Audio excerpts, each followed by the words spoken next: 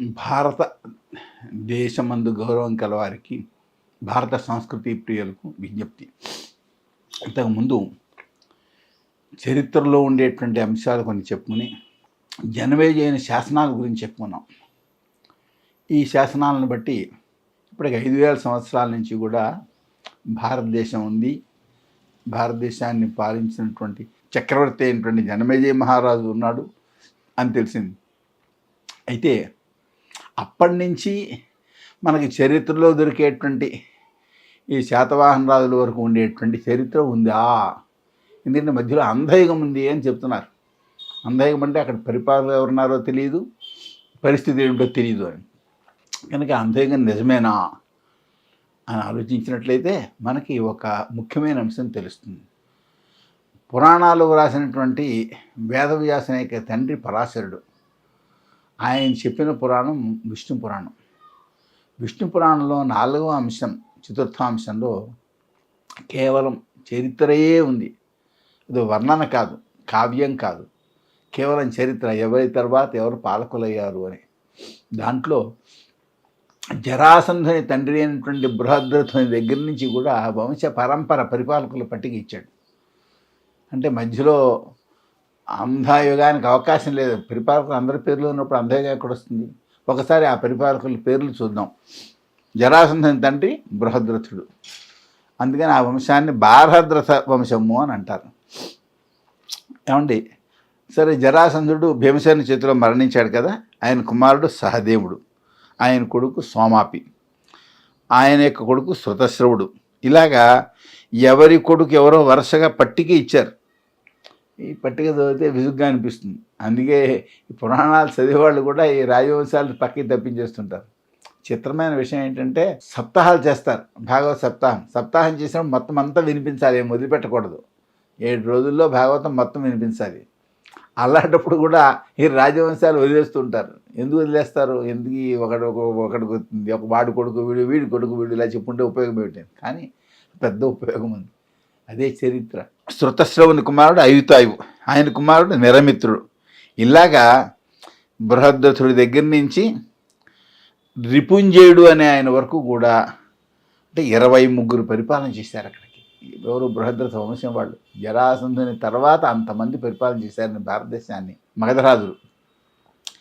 ఈ రిపుంజయుడి తర్వాత ఏమైంది? ఆయన దగ్గర మంత్రి ఉన్నాడు, మునికుడు. ఆయన ఆ ప్రభువుని తొలగించి, అంటే చంపేసి అని అర్థం, తన కొడుకుని రాజుగా చేశాడు. తన కొడుకు ప్రద్యోతుడు. అంటే వంశం మారింది, ఇప్పుడు రాజవంశం మారింది. ఈ ప్రద్యోతుని వంశంలో ప్రద్యోతుడు, ఆయన కొడుకు బలాకుడు, ఆయన కొడుకు విశాఖయూపుడు, ఇలాగా 6 పాలించారు. 6వ వాడు నంది. ఈ నంది తర్వాత ప్రద్యోత వంశం పూర్తయిపోయింది. ఆ పైన శిశునాభ వంశం యొక్క పరిపాలన ప్రారంభమైంది. శిశునాభుడు, ఆయన కొడుకు కాకవర్ణుడు, ఆయన కొడుకు క్షేమధర్ముడు, ఇలాగ వరుసగా పాలించారు. వాళ్ళలోనే విధిసారుని యొక్క కుమారుడు అజాతశత్రు. అజాతశత్రు అనే పేరు మనకి బౌద్ధ కథల్లో వస్తుంటుంది అండి.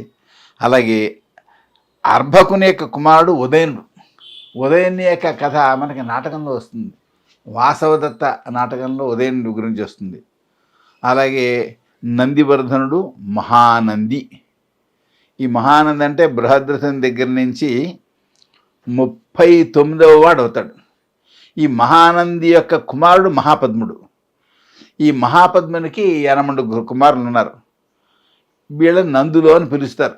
మహానంది పెద్ద అయినా ఈ నవనందులు ఉన్నారే, వీళ్ళు కొంచెం దూకుడుగా పాలన చేశారు. ప్రజా సంక్షేమాన్ని దృష్టిలో పెట్టుకొని కాకుండా పరిపాలన చేశారు. దానివలన చాణక్యుడు అనేటువంటి ఒకనొక అర్థశాస్త్రజ్ఞుడు, ఎందుకంటున్నానంటే ఆ మాట, ఆయన అర్థశాస్త్రం రచించాడు, రాజనీతి శాస్త్రం రచించాడు అనమాట. ఆయన ఈ మురా అనేటువంటి ఆమె కుమారుడైనటువంటి చంద్రగుప్తుడిని పట్టాభిషేకం చేశాడు. వాళ్ళ నవనందుల్ని సంహారం చేయించి ఈ విధంగా నందవంశం దాంతో ఆగిపోయింది. ఇప్పుడు చంద్రగుప్తుని వంశం ప్రారంభమైంది.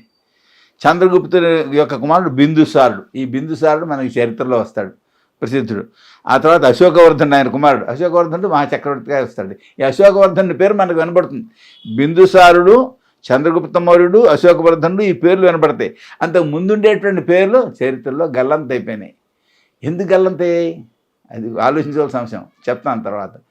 ఏమండి, ఇక్కడి నుంచి వరుసగా ఇంకా సూయసుడు, దశరథుడు, సంయుతుడు, ఇలా ఒకళ్ళ కుమారుడు ఒకళ్ళ కొడుకు మరొకళ్ళు, ఇలాగా బృహద్రథుని వరకు వచ్చింది ఆ వంశం. బృహద్రథు వరకు వచ్చిన తర్వాత ఏమైంది, ఆ వంశం అక్కడ ఆగిపోయింది. పుష్యమిత్రుడు అనేటువంటి ఆ బృహద్రథుని యొక్క సేనాపతి బృహద్రథుడిని తొలగించి తన కుమారుని రాజుగా చేశాడు. ఆ కుమారుడి పేరు అగ్నిమిత్రుడు.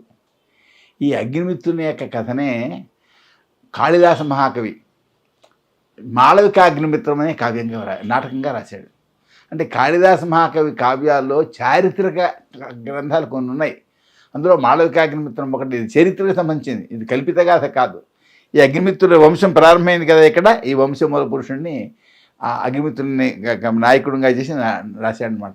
ఈయన ఇలాగా ఆయా వంశాల్లో మూల పురుషుల యొక్క గాథలు లేదా మూల పురుషుల దగ్గర నుంచి ప్రారంభించి గాథలు రాయడం కాళిదాసుకు అలవాటు. ఇక్కడ అగ్నివర్ణుని యొక్క అగ్నిమిత్రుని యొక్క కథ రాశాడని చెప్పాను ఆ మాళవిక అగ్నిమిత్రంలో. ఇదే విధంగా చంద్రవంశంలో మూల పురుషుడైనటువంటి పురూరవుసుని యొక్క చరిత్రను విక్రమోర్వశి అనే పేరుతో ఆయన నాటకంగా రాశాడు.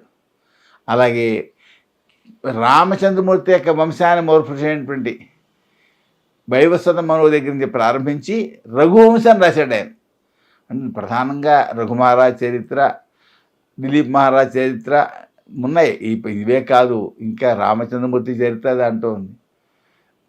దిలీప్ మహారాజ్ దగ్గర నుంచి మరి రామచంద్రుని యొక్క కుమారుల వరకు కూడా చరిత్ర రాశాడు రఘువంశం అనే పేరుతో ఆయన. అది చారిత్రక కావ్యమే. కనుక ఇప్పుడు 3 చారిత్రక కావ్యాలు వచ్చాయి. మాళవికాగ్నిమిత్రం, అలాగే రఘువంశం, విక్రమోర్వశి, 3 చారిత్రక కావ్యాలు వచ్చాయి ఆయన యొక్క రచనలో. ఏమండి, తర్వాత ఆయన కుమారుడు వసుమిత్రుడు. ఇలాగా ఈ అగ్నిమిత్రుని యొక్క వంశాన్ని గురించి వరుసగా చెప్పారు. అగ్నిమిత్రుని యొక్క వంశం వాళ్ళు అయిన తర్వాత వాళ్ళు ఎంతమంది ఉన్నారు, వాళ్ళు 10 మంది ఉన్నారు. ఎంత 7 యనమండుగురు ఉన్నారు. ఆ తర్వాత కణ్వులు వచ్చారు. కణ్వ వంశం ప్రారంభమైంది. ఆ కణ్వ వంశంలో భూమిత్రుడు, నారాయణుడు, ఇలా వరుసగా వాళ్ళ వంశాలు 3 గురించి చెప్పారు. ఆ తర్వాత ఆంధ్రరాజులు వచ్చారు. ఆంధ్రవంశీయులు పరిపాలించారు. ఆంధ్రవంశీయులు బలిపుచ్చకుడు మొదటివాడు, ఆయన కుమారుడు కృష్ణుడు, ఆయన కుమారుడు అంతకర్ణి, ఇలా వరుసగా వచ్చింది. వీళ్ళలో శాతకర్ణి అనే పేరు కనపడుతుంది. ఇది మనకి చరిత్రలో కనపడతాడు శాతకర్ణి. ఏమండి, ఇంకా ముందుకు వచ్చినట్లయితే హాలాహలుడు ఒక ఆయన ఉన్నాడు. హాలుడు అనుకుంటాను బహుశా, ఇక్కడ హాలాహలుడు అనే పేరుతో ఉంది. ఏమండి, ఇలా వరుసగా శాతకర్ణి ఉన్నాడు. శాతకర్ణి కూడా మనకి చరిత్రలో వస్తాడు. శివస్వాతి, గోమతి, అళిమంతుడు, శాంతకర్ణి, శివశ్రీ, శివస్కంధుడు, చంద్రశ్రీ. ఇది 95వ వాడు. బృహద్రథుని దగ్గర నుంచి ప్రారంభిస్తే 95వ వాడు చంద్రశ్రీ. ఇక్కడ ఒక చారిత్రకమైనటువంటి ఒక ప్రధాన అంశం ఉంది. ఆ అంశాన్ని గురించి తర్వాత మనవి చేస్తాం. ఇక్కడ ఇప్పుడు ప్రస్తుతం చెప్పేంతవరకు అంటే ఈ బృహద్రథుని దగ్గర నుంచి ఈ మన భారతదేశాన్ని పాలించినటువంటి పెద్ద పెద్ద చక్రవర్తులలో 95వ వాడు చంద్రశ్రీ. ఇతడు మైనర్. ఇతనికి రక్షకులు చంద్రగుప్తుడు, సముద్రగుప్తుడు. ఈ చంద్రగుప్తుడు అలెగ్జాండర్ కాలం వాడు. ఏమండి, ఆయన తర్వాత సులోమాపి. దీంతో ఈ ఆంధ్రుల యొక్క వంశం అనేది ఇది పూర్తయింది. ఏమండి, ఇక్కడికి స్వస్తి.